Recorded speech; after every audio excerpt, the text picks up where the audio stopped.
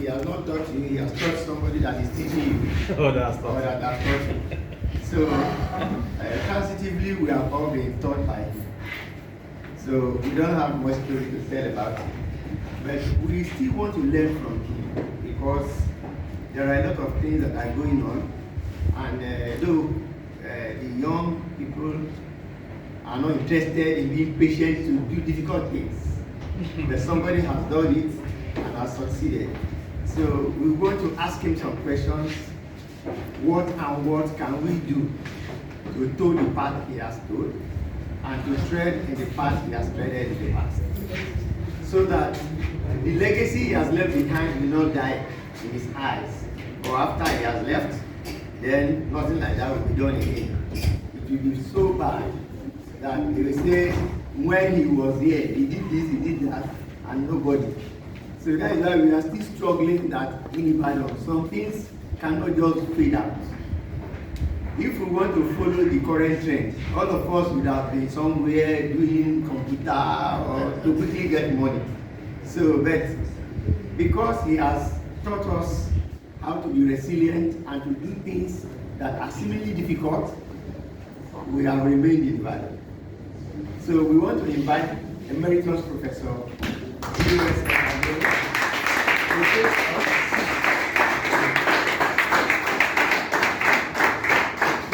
This is autobiography which he has written. I still have a lot of copies for sale if you want to. You know everything about him. So this is him. Well, all the time I knew him, his ears were not white.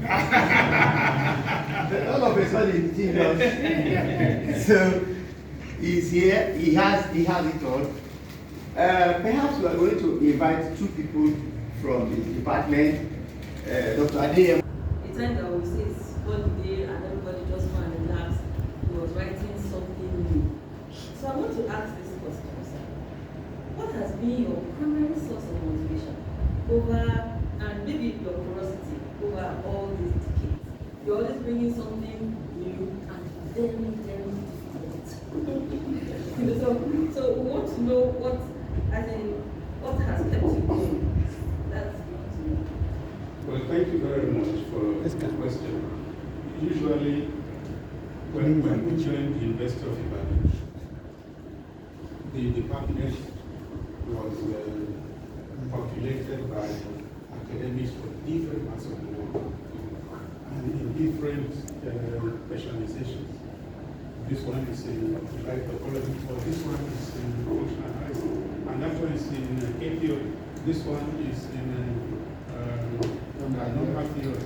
So there were many academics but in silos, different specializations like that. So usually your motivation would be from the point where you were trained.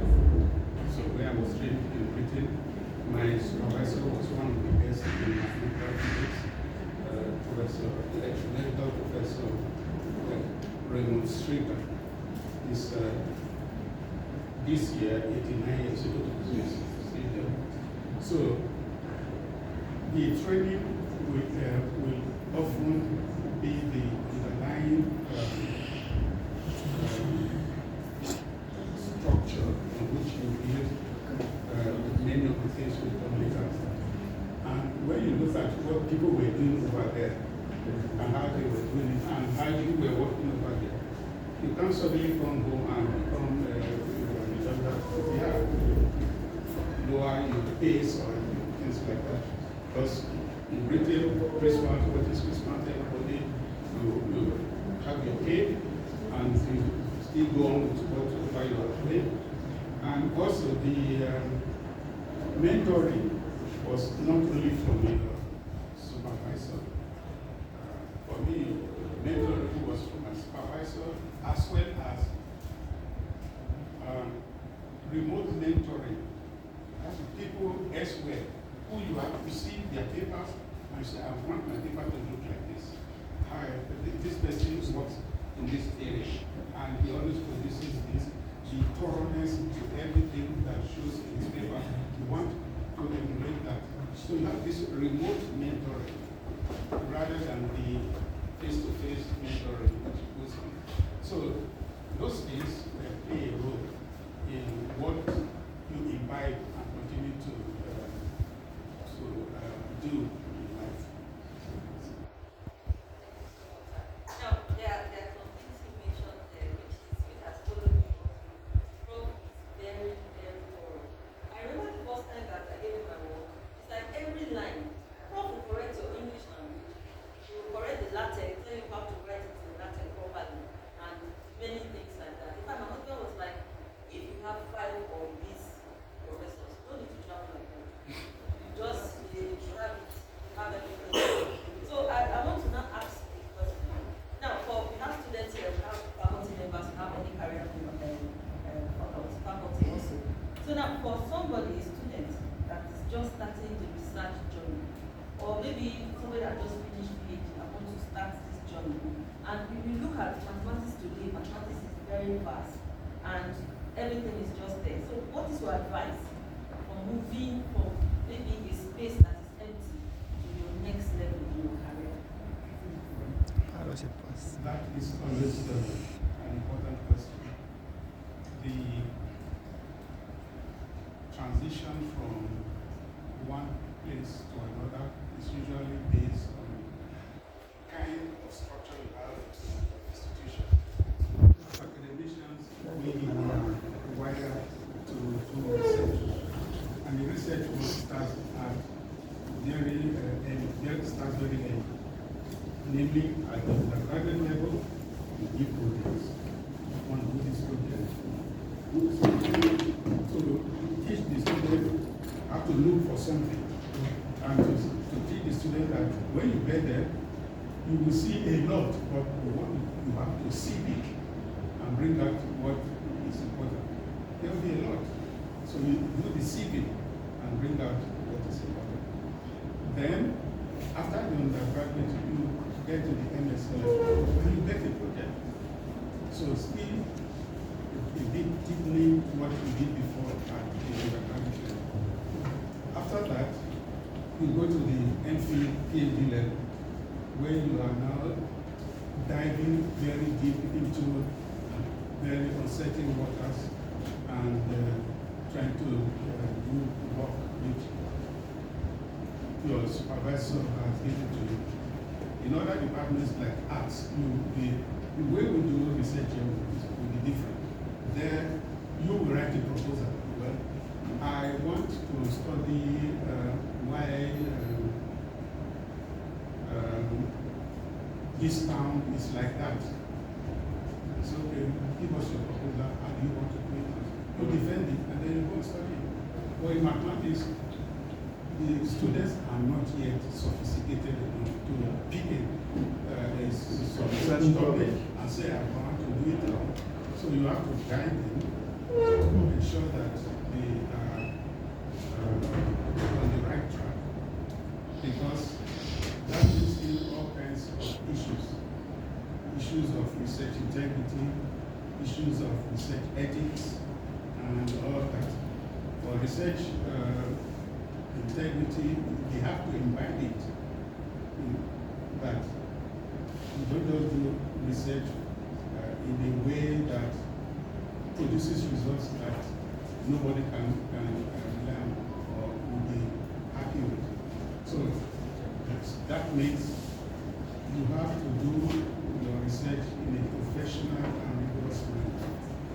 And also, it must comply with the ethics of your institution, of the discipline, and of the society. Because if these are not done, then you do research, it brings up what we call research misbehavior, misconduct, which usually takes 3 different forms, namely fabrication of results. That's one research misconduct, in which you just put things together and fabricate and say, this is my result. Many of that happened during the COVID-19 era, People knew that people wanted something, so they put things together. And many papers have been retracted since then. Almost every time you see a retraction. Like this, it didn't work like that. Then falsification. That you should have, but this usually is more common in experimental areas where you have the data. The data is saying this, but you want it to say something else, and you have to add things which will make the data show that is what you have in mind. So the result is no longer objective, and it's no longer reliable, and also poses a huge danger to the society. Because if I use either fabricated or falsified results, and I produce something which will not be reliable, when somebody takes it, if it's a drug, it will be killed. So you become a danger to the society because your results are actually not what they should be, and you have altered them. And of course, there's the heresy. That is taking other people's work and not acknowledging it. You can use other people's work, but you must copiously and intentionally recognize them. This one is from Professor Abobadi, so 1994. So look at that. Or you don't just copy things and then say, well, I thought this would not matter. So for the young ones, it's important that the supervisors themselves imbibe all the elements of research integrity and ethics, because without that, the results you produce will not be reliable. And number two, the society, when they see that your results are not reliable, will no longer have confidence in whatever you produce. So you have that situation that the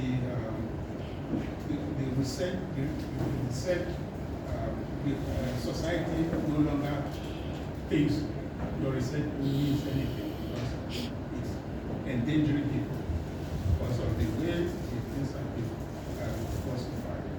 So we have that, and the students with the supervisor must go through all this, ensure of the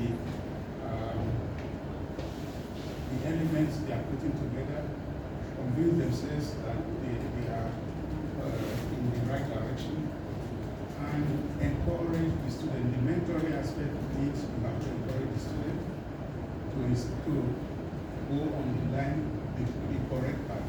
Because many students will say, no, I want a quick fix. I want a quick fix. So, can't we remove this, can't we remove that, can't we do that? So, and that will lower the credibility of the work. So I think for people coming, a lot of responsibilities on the supervisors, because the people coming up have aspirations. And you, the supervisor, you have experience. If you want to match, have a bonding between this aspiration and experience. There must be a bonding between them. Otherwise, there will be a problem. So the supervisor must encourage the students to ensure that they carry out this in line with the ethics of the discipline of the society and of their institution. So some years ago, when we established the Research Management Office in UIA, I wrote the document on research ethics for the university. But later on, it had to be decoupled to each discipline because the global one that we wrote was not specific enough for each discipline. Say, in medicine, what should be the research ethics? In technology, what should be the research ethics? So that was done later by Professor Pharmacy.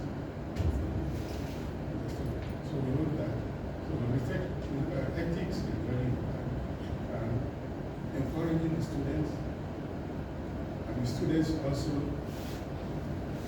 having the resilience to continue to work and not being distracted by all kinds of things, betting online or things like that. Not help. So it's better to focus on what you want to do. Thank you so much.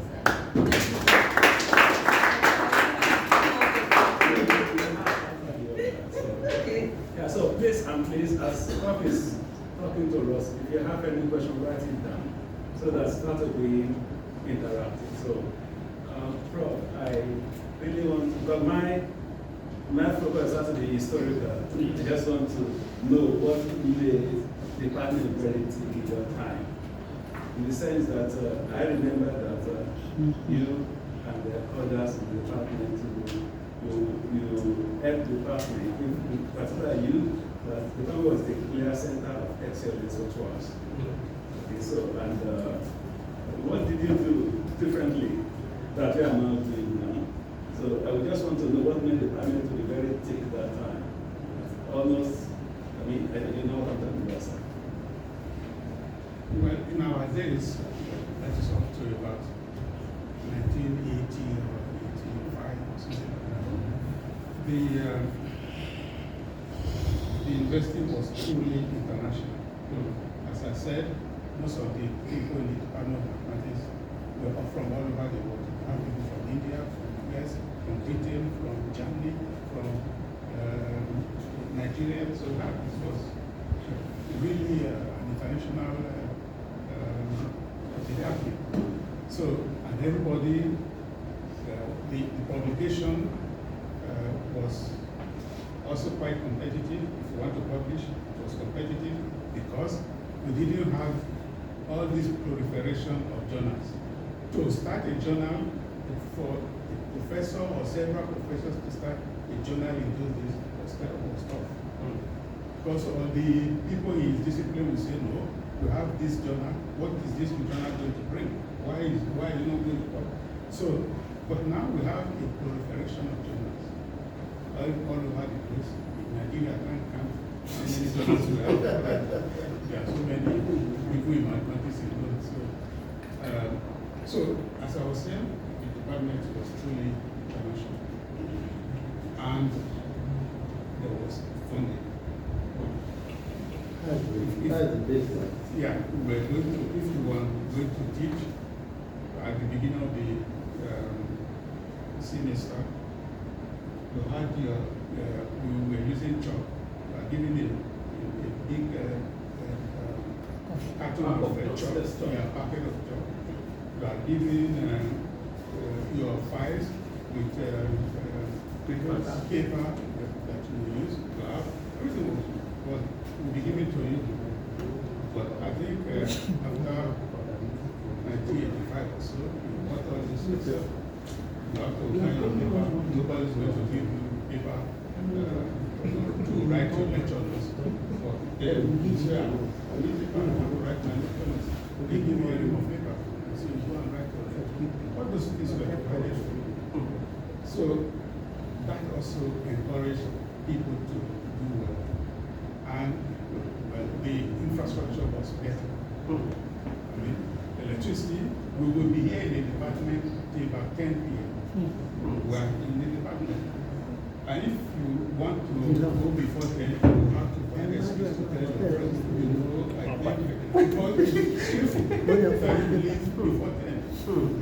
You'll be giving an excuse, please, I just got a phone call and I need to go now and do this. Because the place was vibrant. In chemistry department, those ones work throughout the night. But they will be boiling something and pouring it this way. He said, why are you pouring ammonia away? So they boil something and pour it away and boil another one. So that will go round the clock. So, and in physics, people will be there.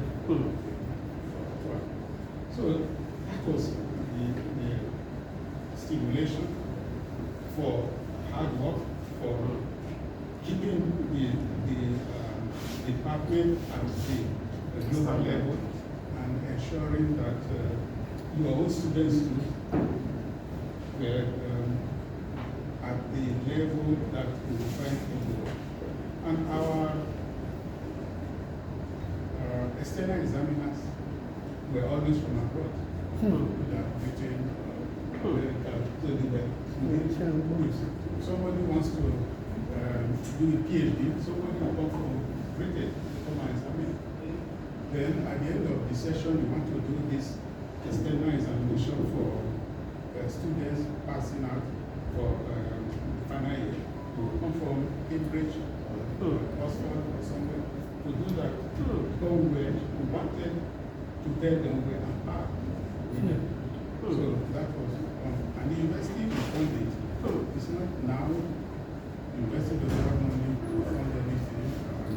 They say you should go and take loan so that they give you 10 million. So that will help you.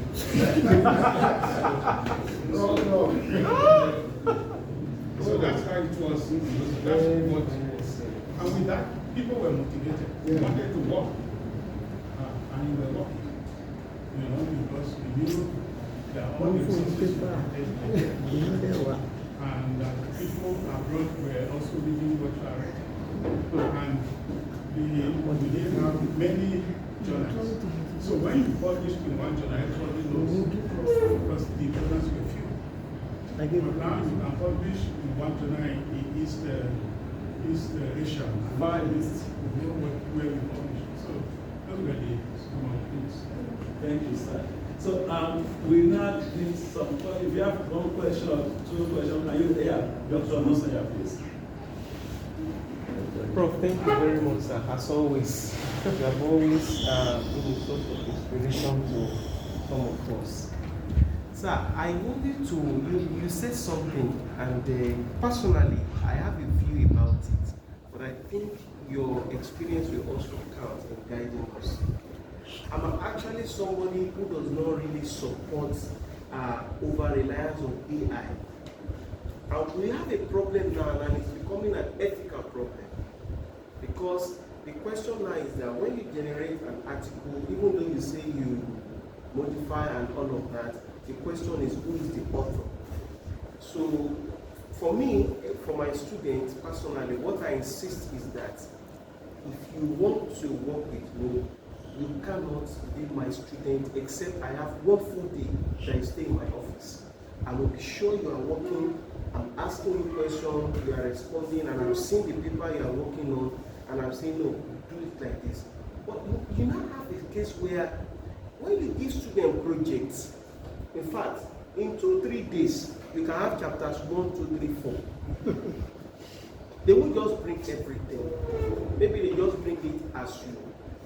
Sir, what is your opinion? Because now sometimes you look stupid. It looks like almost everybody is buying into AI, but I believe strongly that even the person who started ChatGPT, who are of course resigned from that company now, starting at home, believes that there should be a responsible use of AI. So what do you have to say to us, sir? Because even now we have many students, so that we can hear it from the oracles. Thank you, sir. Thank you for the question.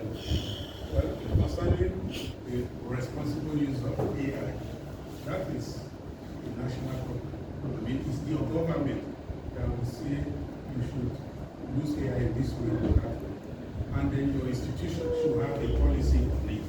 Yes. So, if those things are absent, then it becomes a fight between the student and the supervisor. Because there's no policy by the university on it. The government That's saying government is paying and says if you see that up to 20% of your work has been generated from AI, you'll be punished. But they say they use this, turn it into they've integrated AI to Yeah, our it's economy. eternity now. To give the percentage. Yes. Yeah, well, okay, to do that, but turn it instead. The similarity index. Yeah, just is this text similar to this? Yes. It's not the actually originality. legalism. Yes. Yes. Yeah. So if I wrote my references, at the end of my article, And you wrote another article, but with the same reference. If you pick it as a Yes. plagiarism. So they are similar. Yes. So that doesn't make any sense. But, so, issue of ethical use of AI, we like, that one is the university education, because at the national level, it also causes a lot of problems. I can use AI to produce a result saying that after an election, you will see Yakubu there, and he says that it is Dr. Musa who won the presidential election, and you didn't contest. Yes. Yes. You see the next man announcing who has. So ethical use, we have to look at those issues. That's national challenge. But there's no way we can run away from AI. I think that is clear. For example, AI, there has been before now, before the widespread use of AI, there has been what we call proof assistance. They help to do proof of the theorems. But we now have AI proof assistance. These ones are more versatile. They are now going to be used for as editors of journals. Because once you send a paper to AI, will look at it and check whether the steps are correct or that. Yes. And say reject. Or correct this or this. This one should be there. This one, so you go and correct and send it back. And AI can also tell you that you could have taken this shortcut, that this is the shortest path. It will give you the optimal approach to proving that theory. So you say, well, take this path. You don't need this, and this, and you still get the proof. So AI, we cannot avoid it. It's going to become very dominant in mathematics because, well, especially for very, very deep theories, which will take you 2 years or so to AI. If you tell AI this what you want to do, the concept you are trying to go and try to wait for you. So we have that, but running away from AI will not be a strategy. But as you have said, how to cope with it ethically, the ethical use of AI. Because you can see it everywhere. You can produce anything with AI, and which can cause a lot of problems. You can produce somebody who is pregnant and say, this lady is pregnant, and you see her face, you see everything, and so damaging the image of that person. It can also happen to men and all that. So we cannot really expect AI not to become dominant, more and more dominant as we go ahead. But the thing is, how do we actually regulate Control. the ethical use of it? Because soon it will be far, far more intelligent than nice. So, and what you tell it to do, to do more than that, and then you have a problem. Or you didn't want it to crucify, but it will. And as you can see, when you ask all these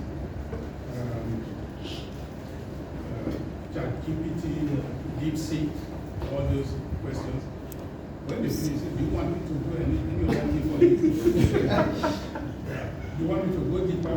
Where do you want me to go next? So we ask you. So that's where we are. So, but the thing is to be able to integrate AI into the mathematics curriculum in such a way that both teachers and students can identify AI materials when they bring them. But some teachers have been using it in the US. Some teachers did their courses with AI, and then they told students you shouldn't do the essay again with AI. What you did, of course, with AI. Everything you teach us with AI, and you said you gave us something, and we went to AI, and got the AI's response. You say we don't accept it. So there are going to be conflicts as we go along. Thank you very much, sir. And also before we allow so all our professors also we can contribute proper skill. So Dr. Yes, thank you, sir, for this opportunity of interaction. I also appreciate your presence and all our teachers that are here. Yes, I always want to learn when I'm at work, so because it's always the beauty of being with our elders. Now, I have a 3-in-1 question. The first one has to do with your basis, as your basis as a physicist. Okay. Yes. Basis. Yeah, you went from physics, your base. Okay, your base as a physicist. You went from physics to mathematics. I always look at it as maybe it is one of the reasons that helped you to be very grounded in some of the tools you use and how you use it. So that is the first one. The second thing was the question. sir, police thing. So the question is it the background in physics that actually motivated or helped you being very grounded? The kind of mathematics used. That's one. The second thing has to do with your relationship with your teachers or your supervisors or your mentors. Because I look back at the energy that you have, and I see that the chain of supervisors you have, a number of them were actually Nobel laureate winners. Yeah, and I tried to see, is there a motivation that you go from there, that maybe when you are studying abroad, that some of us here do not have, that might be hindering some of our performance. That's the second. Then the third one is our current challenge. In our own generation now, thank God my professors of physics are here. Physics students are sent away from mathematics. Up to mathematical methods in 300 level. He said you don't want to do math 3, 4, 2 again. Engineering students, they have stopped them at some level. But NUC is now forcing them back now. And even adding medical students to come and do mathematics, and everybody's crying all around the world. So I wouldn't know, how would the policy that we uphold help us to sustain all these your legacies?